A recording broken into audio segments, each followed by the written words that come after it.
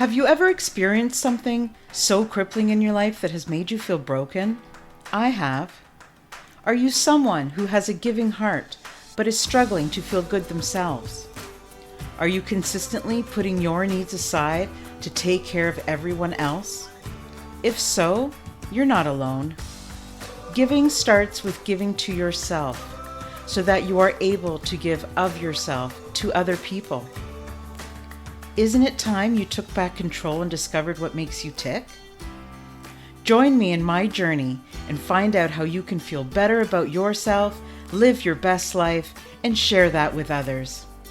Thinking of yourself, it doesn't make you selfish, it makes you brave.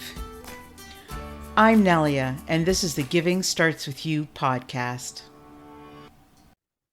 Hi, everyone. Welcome to another episode of the Giving Starts With You podcast. This is episode 167, and it's the Giving Starts With You show with Nelia Hutt. I am so excited. I love having interviews on this show, and I love meeting new people. And I know I've said this before, but you can just tell through the screen, even if you don't meet people in person, that you're going to have a great conversation and that people are genuine. So I'm so excited to introduce you guys all to Tanya Cole-Lesnick. How are you? I am doing well. Thank you, Nelia. I'm so happy to be here with you. Thank you. I appreciate it. I know everybody is busy, and when people come on here, I don't take it for granted because our listeners really need to hear your message. Without further ado, I want to let you guys know all about Tanya. So, Tanya Cole-Lesnick, she has been a psychotherapist, licensed clinical social worker, and coach since 1995. Holy moly, Batman. She received her master's degree in social work from New York University after group therapy changed her life. She has extensive experience in outpatient hospital mental health, private practice, and wellness center settings. From those experiences over the years, she has identified her most important focus: helping people to clear energetic clutter so they can focus on what matters most to them. I love that. She does this by helping clients to assess and honor their truth, to change habits that don't serve them, and to heal faulty narratives so that they are living in alignment inside and out. You're speaking to me, girl. You're speaking. I just love this so much. And welcome to the show. Thank you. All of your experience, I'm sure that you've got some stories, and I'm sure that you've had a lot of opportunities to help people. So thank you so much for what it is that you do. Oh, well, thank you. Yeah, it's a passion and it feels like a calling. Mm. So now that you mentioned passion, because passion is something that we talk about a lot on this show, and I want to ask you, why for you is it so important that your work is your passion? Well, for me, I think I and you read it in the bio, became a therapist after group therapy changed my life. So I was originally in my career early on a graphic designer. But I was struggling in my life at the time to have a long-term love relationship, and I didn't know what was in the way. And at first, I didn't consider therapy as an option. I felt a lot of stigma connected to it. And I also, I think, dismissed my problems and decided they weren't legit enough. But then over a little bit of time, I did finally decide I would explore it, got some names, got connected to a therapist, felt very emotionally safe right away, felt very seen, and started to share some of what was going on for me. And she suggested I add group therapy to the mix. And she ran both. She did the individual and the group. And the idea of it terrified me. And at the time going into that, I thought, well, I don't want to share this stuff with a bunch of strangers. And, but I was building some trust in her and she really thought it would be helpful. So I decided to do it. And I was a little intrigued as well. So I went and I had this group therapy experience that over time, and I can say more as we move forward, but to say in this experience, I realized I wasn't alone. Mm. I worried that maybe I was unlovable, and maybe that was why I was struggling to have a long-term love relationship. So to be able to rewrite that and realize it wasn't that I was unlovable, and learn from other human beings on their personal growth journeys where we overlapped, and I started to feel very much more comfortable in my own skin. And very soon after that, I did actually meet who's now my husband, and we just celebrated our 30th wedding anniversary. Wow. So the reason why I went happened. But to go back to your question about why is this passion so important? What happened for me that I didn't anticipate was starting to connect to myself, care about myself, love myself, even in a way I didn't even know was possible. And it was, I think, going from feeling so flawed to being able to really love myself, know that I had needs. What were they? How do you speak up for those? How do you show up in the world to honor yourself? All of those things. And it felt so important for me to help others have similar experiences. I think because it was so painful to feel so flawed. Mm. Thank you for sharing a little bit of your personal story because it really does bring home the whole journey, you know? So sometimes we don't know why people turn to certain type of work. And it's great to know that we're not alone. Like you were saying, we have a lot of overlap. So I think more people than not are afraid to join a group, right? Because they're For like, sure. why? I don't want to talk about all the things that are wrong with me. Right. And I'm just going to get judged even more, That's right. and it's a huge hurdle like to go over. So the fact that you're here now to say, hey, I was one of those people and look what it Mhm. did for me, and now I'm here to help you. So I Yeah. think that's so, I respect that so much. I think that's phenomenal. Yeah, thank you. I mean, and I think it's because people struggle so much. I made a real quick documentary that lives on my website of that story. And for the very reason, I want people to understand that as scary as it is, it's actually connecting and healing, and you will build relationships if you let yourself sort of connect to others in that space that have a certain amount of depth and support and love and warmth between, the people that you allow into that space with you. And looking back, would you say that that space, like the people you connected with, were some of the most like encouraging and welcoming people, like at that time in your life where you just made these connections that allowed you to heal and get better? I would actually say no.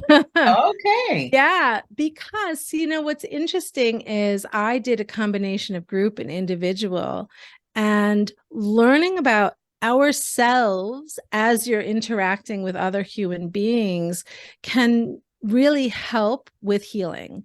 And I think for me, it wasn't, not that people weren't supportive a lot of times, but there were also times that I was challenged or pushed a little bit to look at some of what I was sharing with the group that Mm. maybe somebody had a response to. And so it wasn't just plain support across the board. There was plenty of that, but there are definitely times when I felt uncomfortable or I didn't like somebody's response. And it's in the processing of that where it's like, okay, how do I still sort of show up and honor myself, even if I'm dealing with some discomfort, even if I feel like I didn't like that response from that person? How do I still have a voice? How do I still tolerate some of that without losing what's getting built in the process?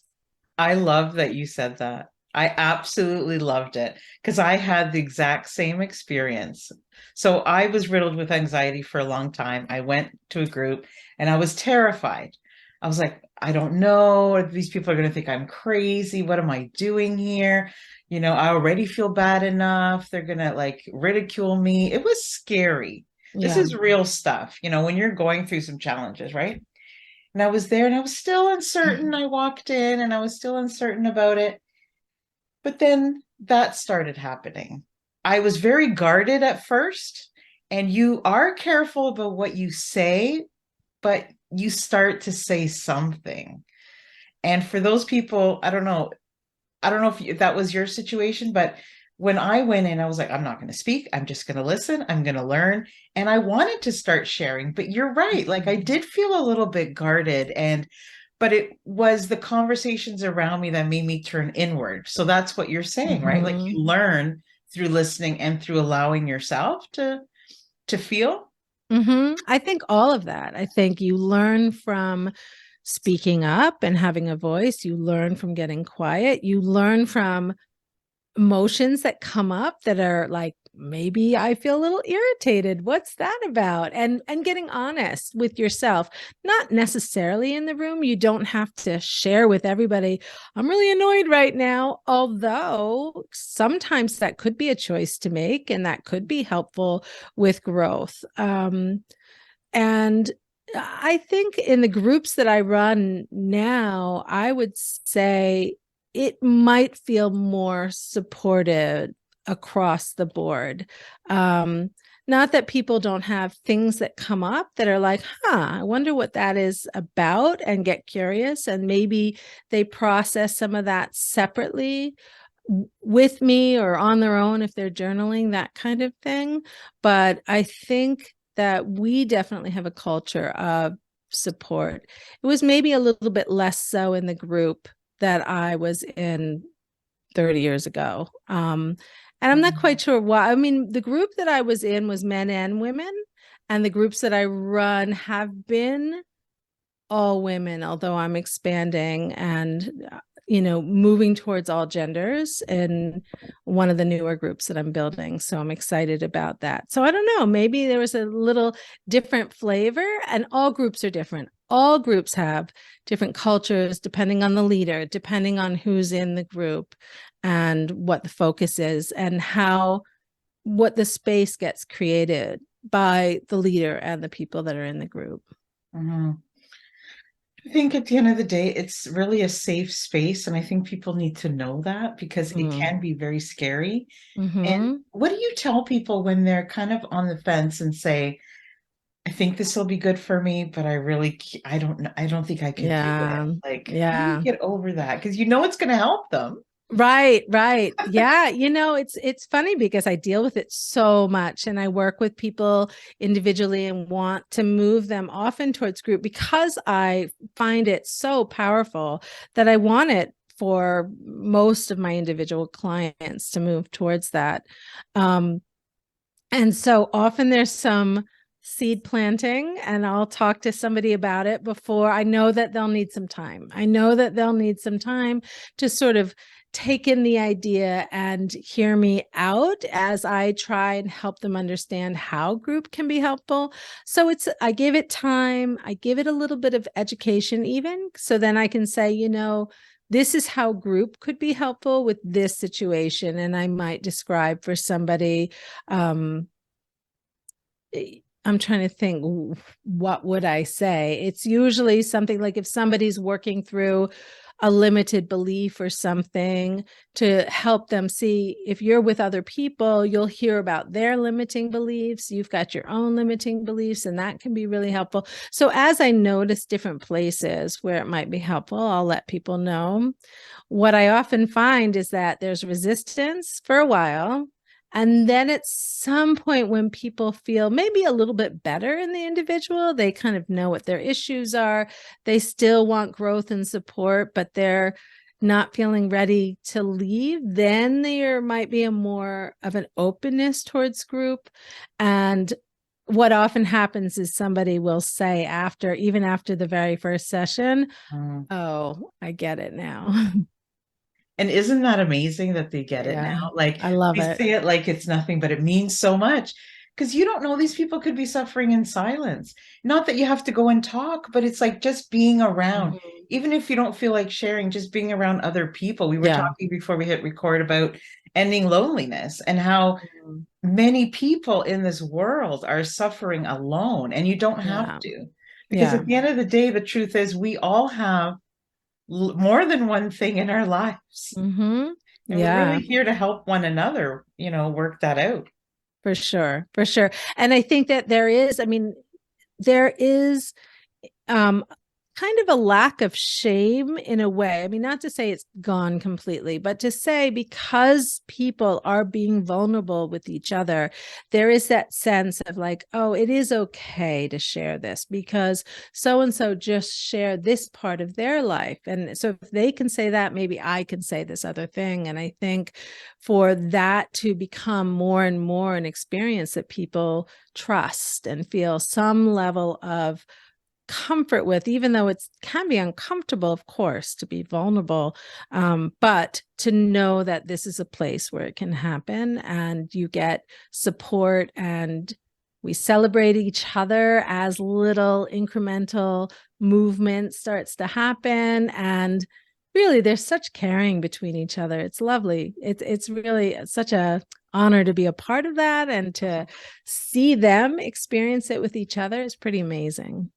Especially since you know firsthand the feeling from many years ago, how it helped you. And so you're so Yeah. passionate about that. I know that you love getting people aligned with who they are and what they do. And why is that so important to you? When we're not in alignment, then we are not checking in and honoring ourselves. So it means that we are doing things perhaps for other people without honoring what we need in that moment. We're not necessarily paying attention to our energy levels. We're not necessarily paying attention to what brings us joy or peace or what we feel passionate about when we're not in alignment. And then our lives are sort of focused externally, and we're often experience things like more irritability or depression, or feeling more depleted, feeling more resentful because we're saying yes to things we don't want to be saying yes to. So that's when you're out of alignment. When you're in alignment, even if the particulars look the same, actually, but that you're moving towards something, you're checking in, you're honoring yourself, you're deciding what you want, what you need in your life, then even as you're going through the journey, because we're never done, but Mhm. as you're going through the journey and you know that, oh, for example, I started to hike. I joined a hiking group and I started to hike over the past year and a half or so, and that's growing in my life. And for a long time, I really wanted to run because I used to run, and I really wanted to be able to do it. And it really bothered me that it got so hard for me because it didn't get so hard for me. And there was a real process of me letting that go and opening up to hiking, which also is something that I love. And the more I do it, the more I realize like being in the woods and connecting to community and having this experience is really honoring myself and in alignment for me. So that's just an example of somebody, in this case, me, um, fighting against something that didn't feel in alignment and trying to make that, not fighting against it at first, trying to make it work at first, and then finally making a decision. Okay, I'm letting that go. This other thing feels more natural. It feels more connected to where I am right now. And that kind of thing, that's an example, but there's so many different ways you can look at um, being in alignment. I'll just give one other quick example is Absolutely. that when, for example, if somebody feels depleted after a lot of social activity, it would be important for that person to pace themselves and to make sure if you're going to create social plans or be a part of social plans, but it's something that you really need to kind of replenish afterwards. Yeah. That's me. Yeah. That's me. I'm That's pointing right. to myself. Perfect. Yeah. And so I see that a lot where people are getting depleted, they're exhausted, they're not enjoying their connection socially because they're not really honoring themselves in every single one of those interactions. So Mhm. if somebody was to really honor being in alignment, that had a situation like what we're describing, which resonates for you, for sure, and me, honestly. So to be able to say to ourselves, to say, that's too Mhm. much. I'm going to say no to that one. I'm going to say yes to that one, and to be really mindful of that. Yeah, it's so important. The times that I say no now, I don't feel guilty about it. I love myself now. Before it Yay. was like say yes to everything and That's right. burnout and low energy. And I'm not That's doing right. anybody any favors because I'm not showing up fully as myself. Hmm. And I'm so much kinder to myself now. So I enjoy, Yeah. you're right. You enjoy the connections more when you slow down. It's not about the quantity all the time. Right. It's about the quality for sure. I Yeah. love that Yeah. Yeah. because burnout is a big thing. And Yes, it is. and when you don't feel good about yourself and you're not taking care of all the things, and if you think you should be in a group but you're not joining and doing all the things and all the healing that you could be doing, then you really need to sit down and choose that, think about it because it can really it can change the way you view yourself. It can change the way you view the opinions of other people and how much weight you take from that. Yeah. And it can just change your life completely. Yeah. Yeah. It really can. It can help all of us to access what our inner truth is, because sometimes we don't even know it's so in fact often we don't even know. It can be so covered over with life, and it's moving, and there's so many things that need our attention. And to allow yourself to be in a space where you have the time and you are engaged in a process of trying to get at what's inside and get that clarity, it can be amazingly healing, but it can help you be on a path that's really in alignment, like what we're talking about, and much more enjoyable than when you're sort of feeling like you're getting pushed from one thing to another that you're not choosing for yourself. Yeah, when I look back at my life, Tanya, and I think of the parts of my life that were sad compared to the parts that were happy, I wasn't showing up for myself. And I Mm, was my worst best friend. Like I just wasn't doing it. I didn't think it yeah, was important. It wasn't on my radar. And for a lot of people, it's not. And it's not yeah. for anything other than maybe they haven't tried to experience it? So if you're Hmm. listening and you're not there yet, and just know that Tanya and I have both been on both sides, and it really makes a difference. Yeah, To know yourself more than you know anybody else, it's really special. And life doesn't have to feel alone. Life doesn't have to be sad. And you're never alone when you know yourself. That's how I yeah, feel. yeah, yeah, because then you can connect to yourself, you can check in, what do you need, and be tender towards yourself. What would you say the biggest gift is that you've ever given to yourself that has either changed the way you feel about yourself or changed the way you live your life? I know there's probably more than one. Yeah. Huh. I mean, I feel, at the risk of being repetitive, I do kind of feel like Yeah. going to the group, like Yeah. letting the support in, really. I mean, if forget about the group, because I didn't even know group was an option until I started with this therapist. But really, it was clicking over from that, nope, therapy's not for me. And then saying, you Mm. know what? It's really bothering me that I was longing for a long-term love relationship. I wanted to have a family. It wasn't happening at that point in my life. And to really say, you know what, it matters enough to me that Mhm. I'll take this route, even if I feel like maybe I'm not the best fit for it, or maybe it's not really what people in my situation do, all the sort of stuff I told myself at that time. But to decide, you know what, I want it anyway. I want to heal from this, and understand Mm. what's in the way for me. And so that's because that opened up so many other things. My husband and Yes. I have two grown daughters. Like we built a life from that pivotal Mm. moment in my life. Huge. Yeah. It's huge. And just the fact that even if things hadn't changed, the fact that the healing would make it all okay if it didn't change. If you didn't get all of those things, it That's would right. still be okay. It wouldn't break you. Yeah, yeah. And what I tell my clients a lot is we learn just as much from what you don't do Mm. as we learn from what you do, or the other way around, from what you oh no, that's right. Sorry. What you don't do as from what you do. And I think that it's the learning and the clarity that's so important. When you have the learning and the clarity and you start to, and really compassion, because sometimes we don't know, even if we're in process and we're on a journey and we're trying to explore and trying to get some level of understanding, but to be on a journey where your primary goal is to have compassion for yourself, Mm. is that by itself is very healing. So the Yeah. groups that you have, are they generally the same type of healing, or are they are people there for different reasons?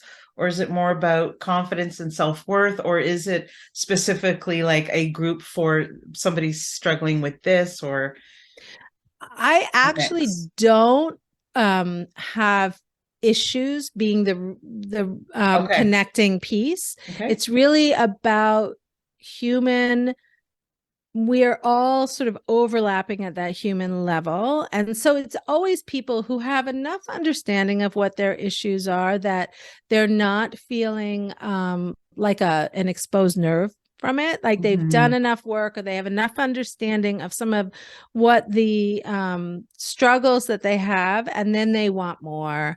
And so more clarity or to continue working on some of those things.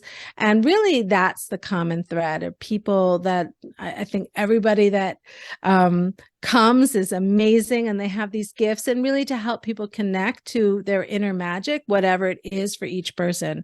So sometimes people are really wanting to move towards career changes. Mm. Sometimes people are going through a divorce situation. Sometimes people want to build a family. So they're at various stages of their lives, but it's really wanting to connect more and to be more in alignment, and and to clear some of that energetic clutter that's getting in the way when people are maybe spending too much time feeling depleted or feeling like they're losing their temper and they don't really understand why they have that pattern and want to get a better understanding of some of those things.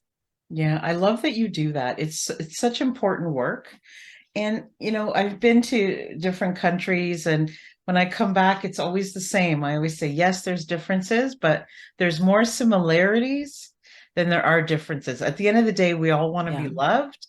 We all want to love. We all want to feel included, like we belong to something Mm-hmm. or to someone. Nobody wants to feel like they're on their own or that they're the worst person. And we all just want love, really, at the end of the day. And Yeah. if it doesn't start with us, how can we possibly do it for other people? So the whole premise of the show is giving starts with you so that you can give to others. And that's why when I heard about what you do and the topic for this conversation, it really lit me up, because I think it's really, really important for this show and for the people that are listening to know that they're not alone, to know that there are people out there who have been on both sides, Mm-hmm. such Yeah. as us, Yeah, right? And for how sure. much it can really, really help. Yeah, for sure. And I also run some in-person retreats as a way to have an even more sort of intensive, just a weekend situation, but it's like an extended group where we go a little bit deeper and we have this little moment in time when the connection happens. And I recently went on a retreat that somebody else led in Italy over, Oh, actually, it beautiful. was in September. And it's just amazing to give that to yourself. And I'm always growing and learning. Like, I am not done. We do not get done. Even if I've been a therapist for almost 30 years, I'm not done. So to have that environment where you can really check in and learn about yourself and have access to some of what comes up for you, it's just so healing. I love that. And when you said that, it reminded me, I love Jessie J, singer, and she's got a song, that says, I'm a masterpiece, but I'm not done yet. And I just Yeah. love that line because it's Yeah. so true. We're Yeah. all just learning. But if we stop and we pause our lives because it's too hard, then it's going to be trouble. Like things are just going Mm-hmm. to get worse. I Yeah. suppressed my life, and I stopped my feelings and my life for 12 years when my father died. Mm, And I thought by not talking about it and not going to therapy and not doing all of these things, that I would forget or somehow numb myself mm, enough. And instead, I still had the grief, but now I had PTSD, I had yeah. depression, I had anxiety. It's all still there. Yeah. Yeah. Prolonging it does not make it go away. That's right. That's right. And it's in there and our bodies know it. And yeah, for sure. Absolutely. I know you like to talk about the importance of being uncomfortable and showing vulnerability in order to transform and to transform who we are and go through a transformation. Can you talk to us a little bit about that? Yeah. I mean, both in my personal experience and professionally, we see again and again, it's in that vulnerability. And Brene Brown, of course, talks about vulnerability being the glue that connects humans to each other. But in terms of personal growth, it's the looking at the hard to look at stuff and the painful stuff, the stuff, sort of what you were describing, right? You were uncomfortable and trying to cover it over so your discomfort didn't take over, and it didn't work. And so I'm gathering from that, then the period of actually looking at what's there was part of your healing process. And so I think that that's true for all of us. The stuff that is hard to look at or that we're protected against, we all develop in the ways that we develop from our families. And there's a lot of protective stuff that we do that when we learn in our families, oh, it's not safe to whatever it might be. In my family, I grew up with a mother who had a lot of anxiety and it came out as anger and rage. So as a kid, I learned how to kind of not rock the boat and just show up, and some people pleasing tendencies started with that. And so as I didn't look at some of that stuff, it didn't shift. It was in the, oh, wait, what's Mm. going on? Why does this even exist? What's that about? It's the peeling away and looking at why I was protecting myself and what's that about and how does that show up now in my life? That can be really uncomfortable, but that's the depth that helps us really get to a more healing place. Yeah, I agree. I'm not a therapist, so I'm not going to pretend to be one, but just from um my personal experiences, if you're not uncomfortable, Mm-hmm. you're not growing. It's Yeah. when you get to the edge and you're like, you can't take it anymore. That's when the healing for me started. Yeah. And Yeah. I did go to group about 12 years late into my grief, and it helped so much. And Yeah. I didn't even need to speak. It was this, even Mm-hmm. just around me, the surrounding of there's other people just like me. I'm Mm-hmm. not losing my mind. Okay, check. I'm Yeah. not, all the things that you're not, so that you can figure Mm-hmm. out what you are. And it is so important. It is. And I Yeah. remember you saying earlier, and it was so true, that yes, you're going to connect with those people, but those aren't the people that are going to help you the most. It's you Mm-hmm. opening Right. up to that.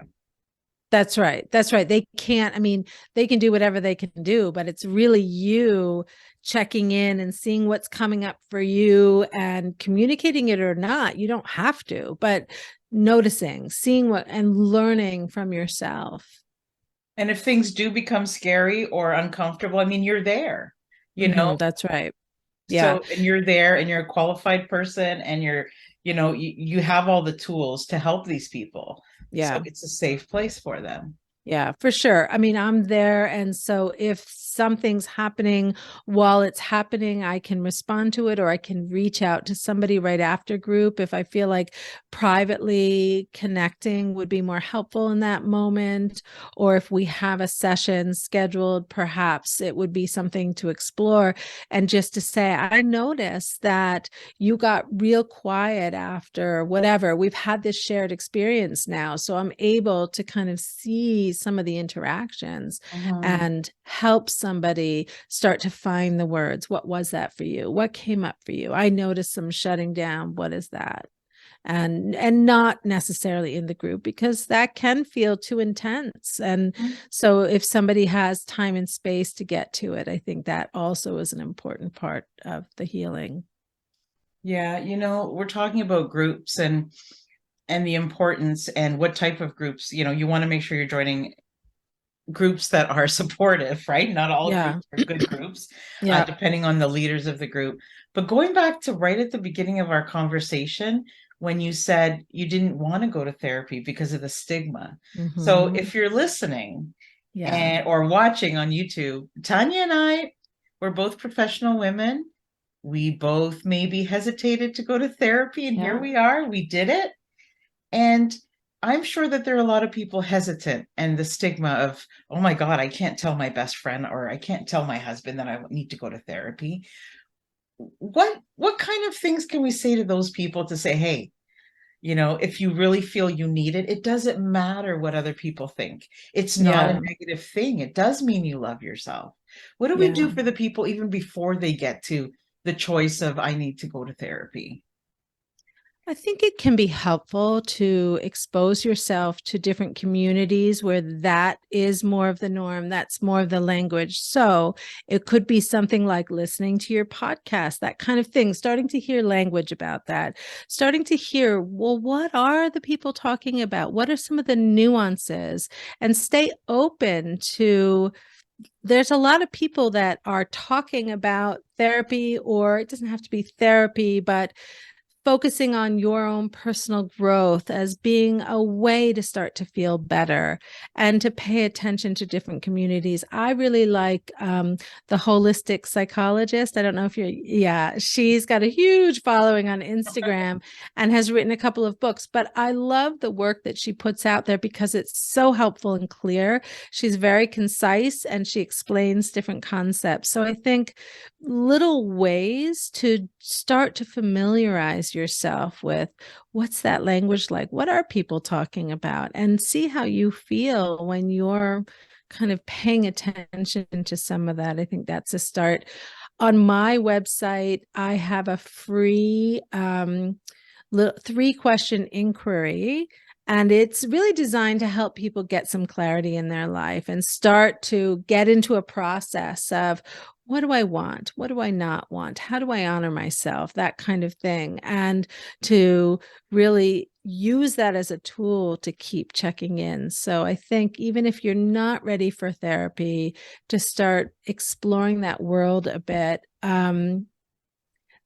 There's a movie out. I don't know if you've seen it. The one, did you see the one on Netflix? Which one?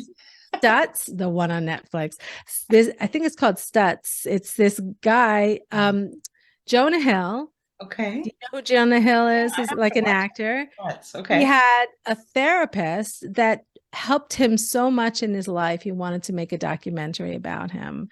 And so things like that are a way to start to see the relationship between them, see why he is talking about the work that his therapist did. What's that about? So I think there's more and more of that stuff coming out in the world, and it's worth checking in and seeing what comes up for you.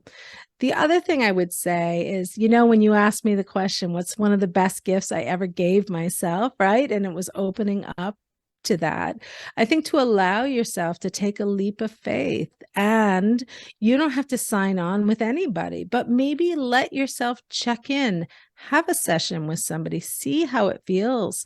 Because what I shared with you also, that very first beginning with the therapist that I connected to, instantly I felt seen and it felt like a healing space. And I really didn't know what to expect, but I knew right away it was a relief. And I have that experience with a lot of my clients where they come in and they're so relieved to be able to start talking about their stuff, have somebody who really gets it, and feel safe enough to share some of their stories and be guided to really learn how to check in with themselves so that they can start to heal and grow from whatever it is that they're working on. So, yeah.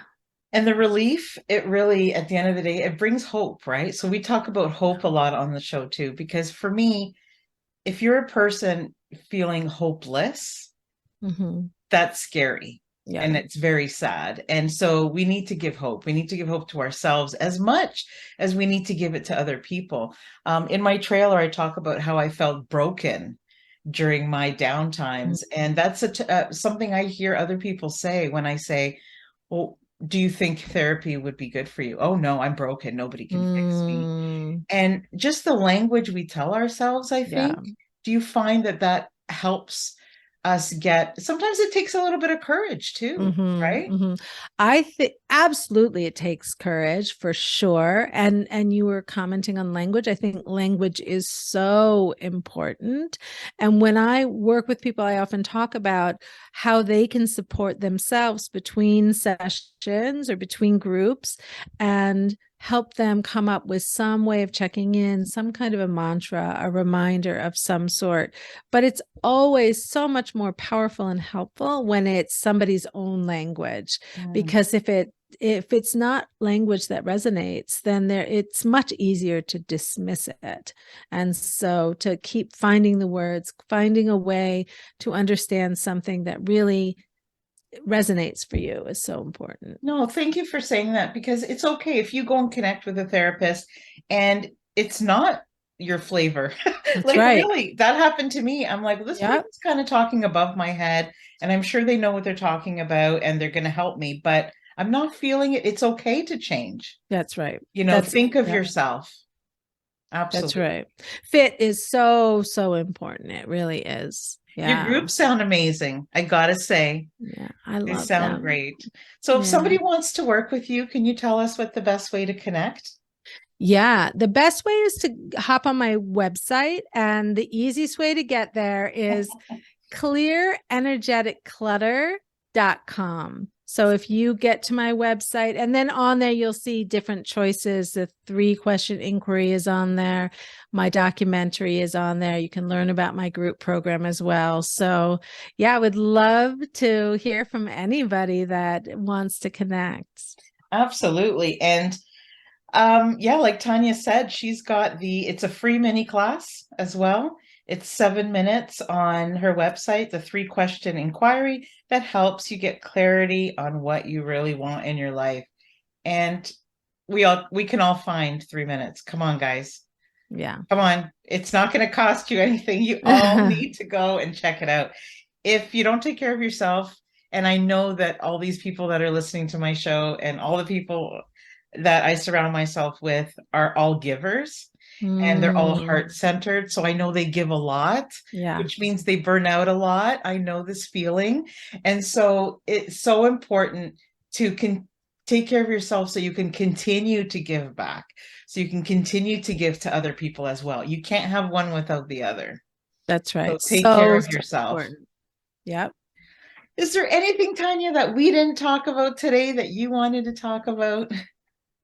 Um, I guess the only thing to mention is for anybody in the New York area or nearby, Yes. there's a retreat. I'm doing a retreat with an amazing retreat partner.